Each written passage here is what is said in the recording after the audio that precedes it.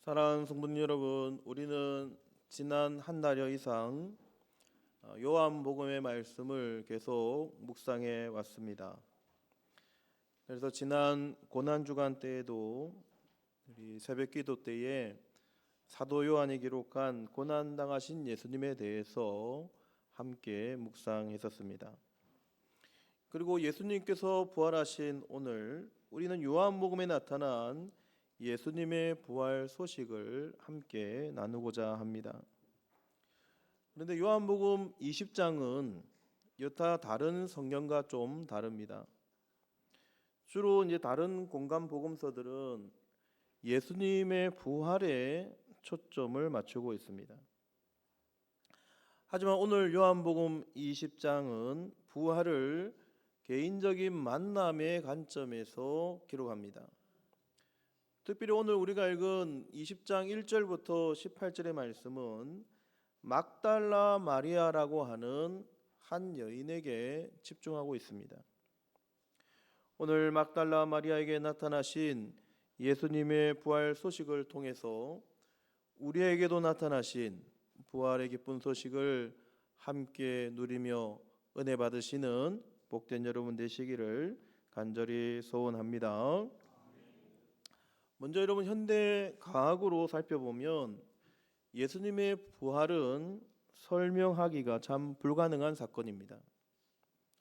그래서 많은 현대인들은 예수님의 부활을 가리켜서 기절하셨다, 기절설을 이야기하기도 합니다.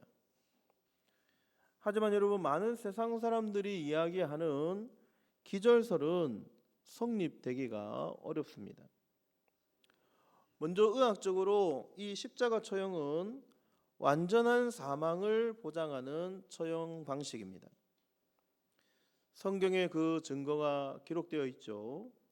요한복음 19장 34절에 보면 그중 한 군인이 창으로 옆구리를 찌르니 곧 피와 물이 나오더라. 여러분, 이 피와 물이 나온다는 것은 의학적으로 심장 주변에 있는 물과 피가 흘러나왔다는 것입니다. 즉, 극심한 출혈과 질식이 있었다는 것을 의미합니다.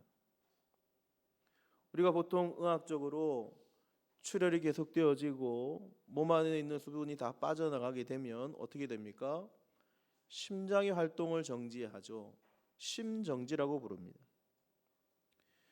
뿐만이 아닙니다. 확실한 증언자도 있었습니다. 먼저 로마의 군인들이 직접 확인하였습니다. 그리고 오늘 이 말씀을 적고 있는 사도 요한 역시 자신이 직접 본 것을 증언하고 있습니다. 무슨 말입니까? 예수님이 완전히 죽으셨다는 것을 말씀하고 있고 예수님께서 완전한 부활을 이루셨다는 것을 증명하고 있다는 것입니다. 기절설은 성립할 수가 없는 것이죠. 또한 무덤 또한 돌로 봉인되었습니다. 로마 군인이 확실히 지켰습니다. 무덤은 우리가 익히 아는 대로 막혀 있는 돌무덤입니다. 시신 도난 시에는 사형에 해당하는 처벌을 받게 됩니다. 누구도 그 시신에 손을 댈 수가 없습니다. 그럼에도 불구하고 오늘 많은 증인들의 그 목격담에 의하면 무덤이 비어 있었다는 것입니다. 무슨 뜻일까요? 우리 주님께서 약속하신 대로 살아나셨다는 것을 증명하고 있는 것입니다. 더 나아가서 오늘 요한복음에서 제자들의 변화를 통해서 예수님의 부활을 우리는 더욱 확실하게 생각할 수 있습니다. 두려워 지금까지 숨어있던 자들, 심지어는 베드로를 포함한 수제자 베드로를 포함한 모든 제자들이 자신의 목숨 때문에 예수님을 버리고 도망갔었지만 예수님의 이 부활의 사건을 경험한 이후에 제자들은 달라졌다는 것입니다. 두려워 숨던 자들이 이제는 목숨을 걸고 부활하신 예수님을 증거하기 시작했다는 것입니다. 그들이 보지 못하였다면은 목숨 걸고 여러분 부활의 소식을 전할 수 있을까요? 오늘 말씀에 나타나고 있는 막달라 마리아 역시 그렇습니다. 부활을 위해 죽을 수 있는 이유가 무엇일까요?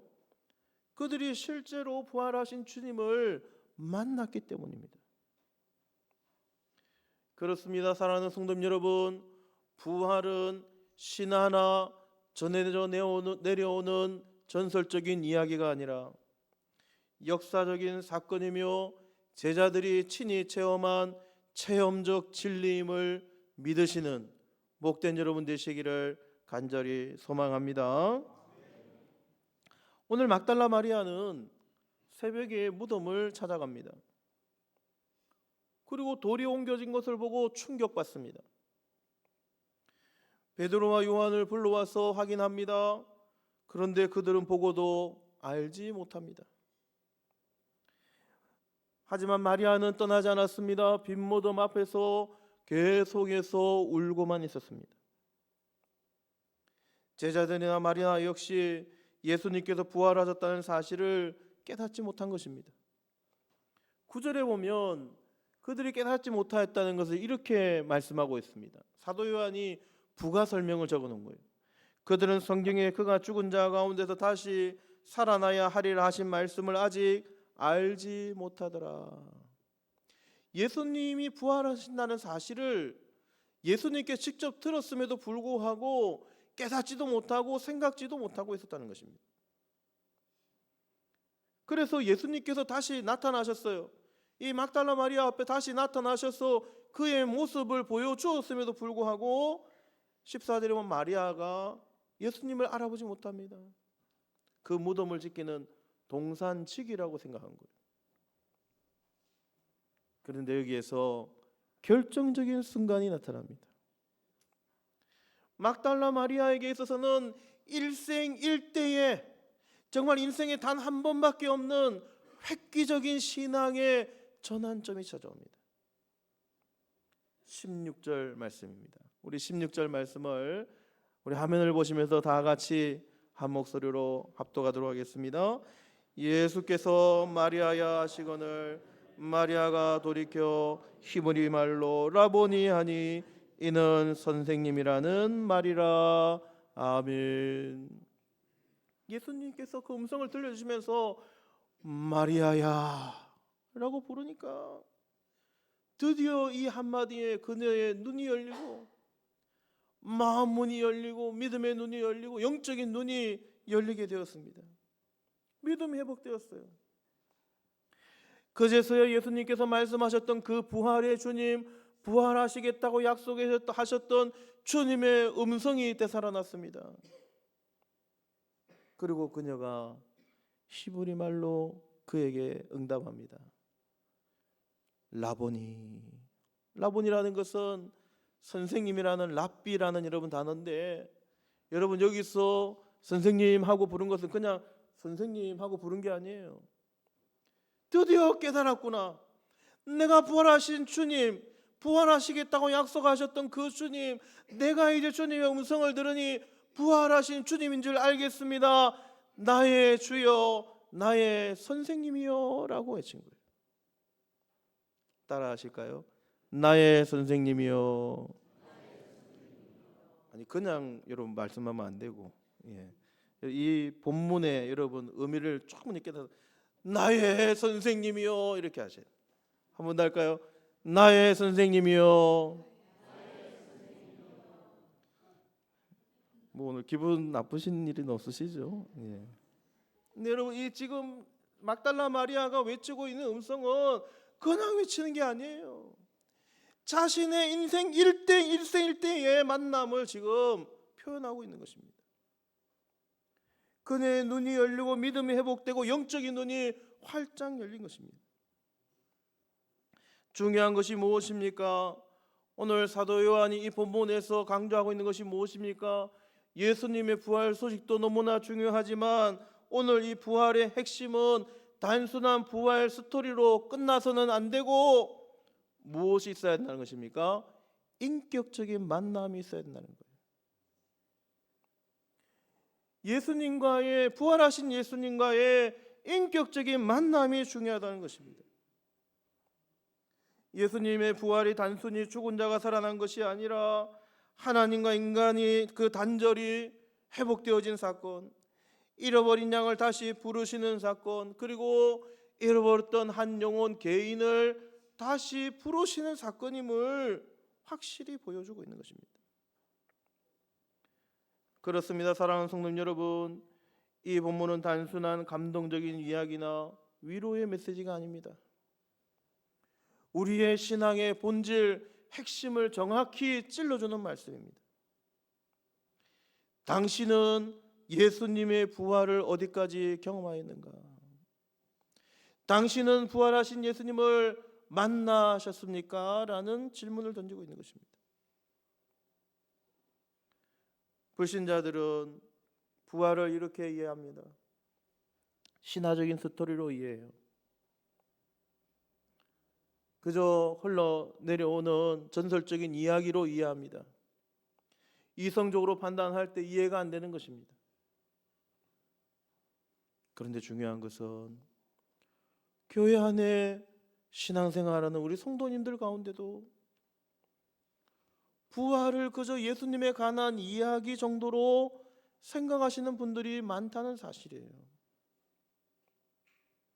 오랫동안 신앙생활을 하였음에도 불구하고 부활하신 예수님을 참 부활하신 예수님으로 이해하지 못하는 거예요. 깨닫지를 못하는 겁니다. 오늘 마리아도 그렇게 그쳤을 것입니다. 예수님이 눈앞에 나타나셨음에도 불구하고 깨닫지를 못하는 거예요. 십수년 동안 신앙생활을 하였음에도 불구하고 부활하신 예수님을 만나지 못하고 신앙생활하는 분들이 오늘 이 시대에 너무나 많다는 것입니다. 근데 예수님께서는 마리아를 포기하지 않고 아주 특별한 부르심을 부르고 계십니다. 마리아야 라고 부르고 계십니다. 여러분, 이것은 설교가 아닙니다. 교리가 아니에요.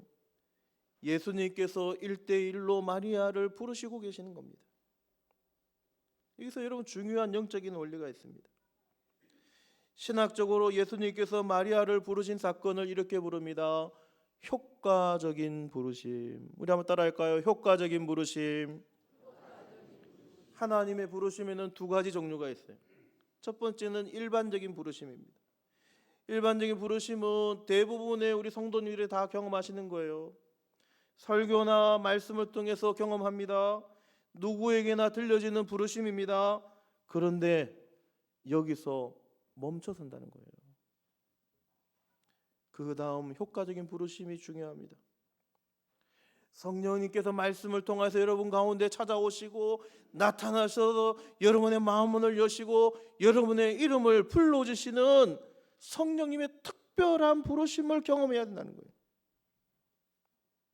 마음을 활짝 여시고 그 부르심이 나의 말씀으로 나를 향한 부르심으로, 그래서 내가 그 하나님의 음성을 듣고 믿음으로 나아가야 한다는 것입니다.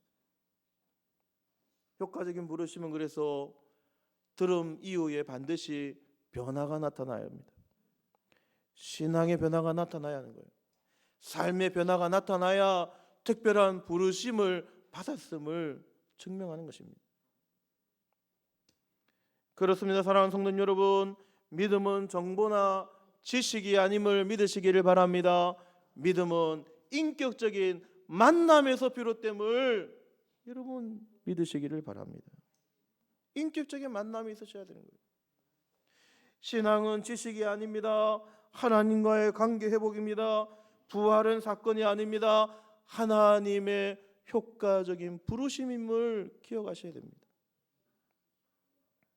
마리아는 드디어 예수님을 눈으로 보았습니다. 근데 그동안은 왜 못 보았을까요? 그녀의 마음이 인간적인 마음의 슬픔과 그 아쉬움과 원망으로 가득 차 있었던 거예요. 주님을 보기에는 그녀의 마음이 인간적인 마음으로 너무 가득 차 있었던 것입니다. 오늘날도 마찬가지입니다. 상처가 많으면 하나님이 안 보입니다. 염려가 많으면 음성이 안 들립니다. 죄책감이 크면 하나님을 애써 피하게 됩니다. 신앙생활 하면서도 하나님을 멀리하는 거예요. 그래서 예수님은 설명하지 않으시고 그저 마리아의 이름을 불러주셨습니다. 여기에 놀라운 은혜가 있습니다. 하나님은 우리의 상태를 그렇게 고려하지 않는다는 거예요. 우리의 상태가 중요한 것이 아니라 그저 우리의 이름을 불러주신다는 것입니다. 우리가 완벽해서 우리가 온전해서 우리를 조건에 맞으니까 불러주신 것이 아니라 연약한 우리를 누구나 불러주신다는 것입니다. 오늘날 교회 안에는 마리아 같은 성도님들이 매우 많습니다. 겉으로는 신앙생활을 하고 있지만 속으로는 울고 계시는 분들이 많습니다. 기도하지만 응답이 없는 것 같고, 예배를 드리지만 기쁨이 없고 감동이 없고, 봉사를 하지만 기쁨이 없습니다. 힘이 너무나 듭니다. 어려움이 찾아옵니다. 여러분, 이것은 신앙이 없는 상태가 아니라, 예수님을 모르는 것이 아니라 아직까지 예수님을 인격적으로 만나지 못하고 예수님의 부활을 아직 경험하지 못하는 상태입니다. 부활신앙이 아닌 거예요. 예수님의 부활을 자신의 신앙으로 받아들이지 못하고 있는 것입니다. 현대사회는 점점 더 심각해져 가고 있습니다. 정보는 넘쳐납니다. 수많은 유튜브들을 통해서 여러분 많은 설교들을 들으시죠. 예. 저보다도 훨씬 뛰어난 설교자들이 얼마나 많은데요. 많은 설교를 듣고 있습니다. 많은 지식을 듣고 있어요. 그러나 지식은 많아졌지만 부활하신 주님을 만나지 못하는 거예요. 지식은 많아지고 머리는 커졌지만 가슴은 텅텅 비어 있는 것입니다. 아직까지 효과적인 부르심, 인격적인 만남, 부활을 경험하지 못한 것입니다. 마리아로 비슷했습니다. 예수님을 몰랐던 것이 아니에요. 예수님을 따랐던 제자입니다. 사랑이 깊은 사람이었습니다. 그러니까 예수님께서 시신이 도난당한 것이 아닌가 울고 있었던 것입니다. 왜요? 왜 마리아가 그럴 수밖에 없었습니까? 부활하신 예수님, 이미 부활하신 예수님을 깨닫지 못하고 만나지 못한 것입니다. 우리도 동일합니다. 그저 예수님을 지식적으로는 알고 있지만 현재 살아계신 예수님, 부활하신 예수님, 우리를 효과적으로 부르시고 계시는 예수님을 인격적으로 만나지 못하신 분들이 많다는 거예요. 여러분, 부활신앙의 핵심이 무엇입니까? 예수님이 지금도 살아계시다는 사실입니다. 부활하신 예수님이 지금도 살아계셔서 우리 가운데 역사하시고 계심을 믿으시기를 바랍니다. 그저 2000년 전에 있었던 이야기가 아니에요. 지금 나에게 부활의 기쁜 소식이 증거되어야 되는 것입니다. 그리고 그분께서 지금 무엇이라고 말씀하십니까? 내가 너를 안다고 말씀합니다. 성경은 반복해서 말씀합니다. 나는 선한 목자라, 나는 내 양을 알고. 주님께서 살아계시고 자기 양을 알아보신다는 거예요. 부활하신 주님이 지금도 살아계셔서 그 부활 신앙을 가진 우리를 알아보신다는 것입니다. 그래서 여러분, 부활 신앙은 이렇게 정의할 수 있습니다. 하나님이 나를 알고 계시다는 확신, 내가 하나님과 연결되어 있다는 체험 신앙, 그리고 지금도 부활 신앙으로 나를 인도하신다는 믿음이 있어야 합니다. 그래서 진짜 부활 신앙은 앞서도 말씀드린 것처럼 변화가 나타나야 합니다. 두려움이 변하여 담대함으로 바뀌고, 절망적인 우리의 상황이 바뀌어 소망으로 바뀌어야 합니다. 부활 신앙을 경험한 자들마다 이 소망이 있어야 된다는 거예요. 방황하는 성도들이 사명을 가지고 힘 있는 성도로 거듭나게 되어집니다. 여러분, 요한복음이 끝나면 사도행전이 시작되지 않습니까? 사도행전에 가면 제자들이 완전히 달라집니다. 왜 달라집니까? 예수님을 3번이나 부인하고 도망쳤던 베드로도, 또 베드로와 함께 다 도망쳤던 이 제자들이 사도행전에 가면은 변화가 됩니다. 왜 변화됩니까? 부활하신 예수님을 만났기 때문입니다. 그저 부활을 머릿속으로만 알고 있었던 것이 아니라 이제 부활하신 예수님을 만났기 때문이에요.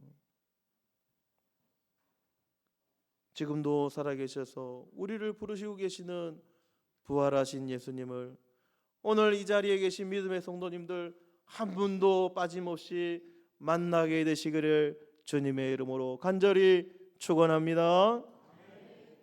그럼 우리가 어떻게 해야 부활하신 예수님을, 또 효과적으로 우리를 부르시고 계시는 예수님을 만날 수 있을까요? 경험할 수 있을까요? 먼저 여러분, 우리의 삶을 조금 멈추어 서셔야 합니다. 너무나 바쁩니다. 하나님의 음성을 들을 시간이 없어요. 복잡한 세상 속에서 더 복잡해져 가지고 하나님의 음성을 들을 시간이 없습니다. 좀 멈추어 서셔야 돼요. 하나님 앞에 나오시든지 기도의 자리로 나오시든지 아니면 개인 기도의 자리에 시간을 가지시든지 하나님의 음성을 들어보시려고 노력하셔야 됩니다. 하나님의 음성은 고요한 속에서 들려옵니다. 조용히 하나님의 음성에 집중하셔야 합니다. 시편 46편 10절에 보면 너희는 가만히 있어 내가 하나님됨을 알지어다. 하나님 앞에 잠잠히 서서 하나님의 음성에 집중하고 지금도 나를 부르시고 계시는 그 주님의 음성을 들어보셔야 합니다. 두 번째는 정직한 기도를 드려야 합니다. 있는 모습 그대로 나아가는 기도입니다. 하나님, 힘듭니다. 모르겠습니다. 제 상태는 이렇습니다. 있는 모습 그대로 주님 앞에 나아가는 거예요. 오늘 마리아도 울고 있었습니다. 그리고 그 상태 그대로 주님 앞에 나아가서 주님을 만났습니다. 주님의 음성이 들리지 않으시면 있는 모습 그대로 주님 앞에 나아가시면 됩니다.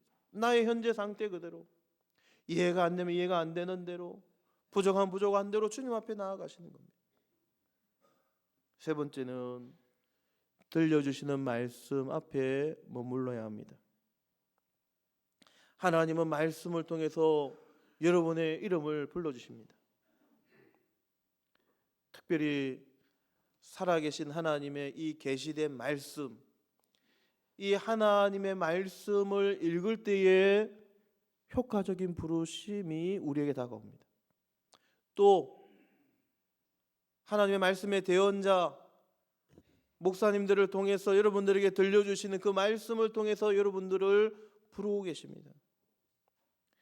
그러니까 이 살아계신 하나님의 계시의 말씀을 읽을 때와 들을 때에 하나님께서 우리를 부르시고 계심을 여러분 들어야 되는 거예요. 이 하나님 말씀을 나에게 하시는 말씀으로 받아들이셔야 되는 거예요. 오늘 들려주신 말씀을 하나님의 말씀으로, 하나님의 부르심으로 여러분 들으시기를 바랍니다. 하나님께서 부르시고 계시는 거예요.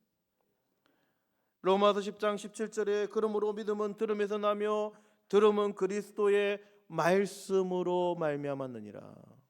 믿음이 어디에서 난다고요? 들음에서. 하나님의 살아계신 하나님의 말씀을 들음으로 믿음이 난다. 부활신앙이 생겨난다는 거예요.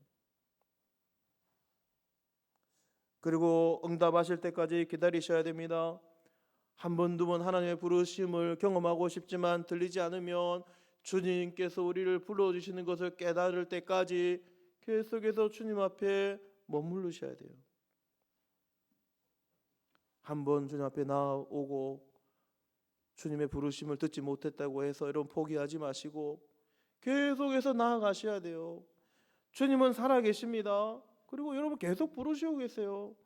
주님 앞에 계속 나아가시면 하나님께서 우리의 부르심에 응답해 주신다는 것입니다. 중요한 것은 무엇입니까? 하나님은 포기하지 아니하시고 막달라 마리아를 포기하지 아니하시고 효과적인 부르심으로 계속 부르시고 계신다는 사실, 지금도 부르고 계십니다. 여러분, 오늘 말씀의 장면을 다시 한번 떠올려 보시기를 바랍니다. 주님께서 바로 눈앞에 나타나셔서 부르고 계십니다. 마리아야 라고 부르고 계십니다. 여러분, 이 마리아를 부른 그 한마디가 마리아의 슬픔을 기쁨으로 바꿔 놓았습니다. 이 마리아라고 부른 그 한마디가 절망을 소망으로, 죽음을 생명으로, 슬펐던 그의 마음이 부활신앙으로 거듭나게 되었습니다. 사랑하는 성도님 여러분, 오늘 이 부활주일에 주님은 동일하게 우리를 부르시고 계십니다.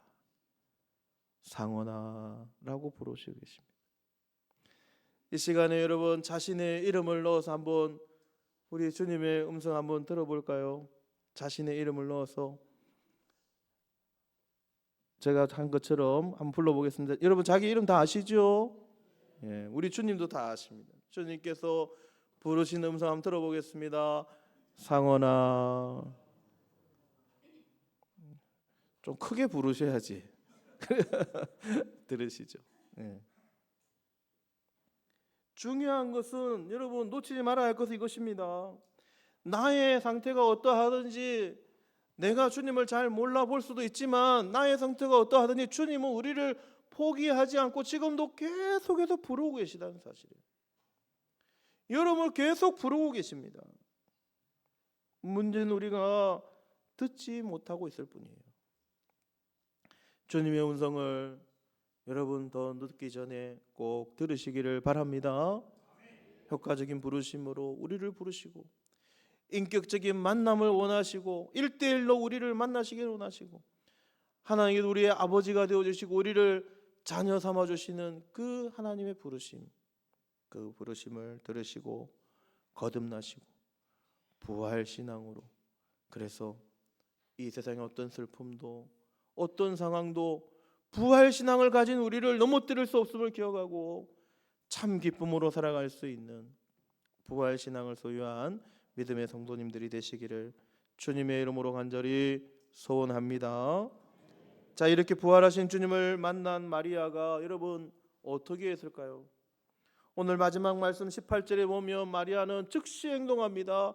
막달라 마리아가 가서 제자들에게 내가 주를 보았다 하고, 또 주께서 자기에게 이렇게 말씀하셨다 이러니라. 부활하신 주님을 잘 깨닫지 못했는데 주님께서 마리아의 이름을 불러주시고 드디어 깨닫게 되어지고 부활하신 주님을 만나게 되어지고 부활신앙을 가지게 된 마리아는 즉시 갔습니다. 즉시 찾아갔어요. 제자들을 찾아간 거예요. 아직도 깨닫지 못하고 있는 제자들을 찾아갑니다. 그리고 즉시 증거합니다. 효과적인 부르심으로 자신을 부르시고 직접 만나주신, 내가 만난 부활하신 주님을 전하지 않고는 견딜 수가 없었습니다. 마치 예수님을 만난 사마리아 여인이 마을로 들어가서 온 동네방네 다니며 예수님을 전한 것처럼 마리아도 소리쳐 외쳤습니다. 부활하신 주님, 나를 부르신 주님을 만나십시오라고 외쳤습니다. 사랑하는 여러분, 우리도 이제 외쳐야 합니다. 부활하신 주님을 만나셨다면 외쳐야 합니다. 효과적인 부르심을 경험하신 분들은 외치셔야 돼요. 부활 신앙을 경험하신 분들은 외치셔야 합니다. 아직까지도 주님의 부르심을 경험하지 못한 사람들, 아직까지도 주님께서 우리를 부르시고 계심을 우리에게 보여줌에도 불구하고 이 부르심의 음성을 듣지 못하는 사랑하는 남편, 사랑하는 아내, 우리 자녀들, 우리 손주들, 우리의 이웃들, 친구들에게 나아가셔서 주님의 음성을 들려주시는 복된 여러분 되시기를 간절히 소원합니다.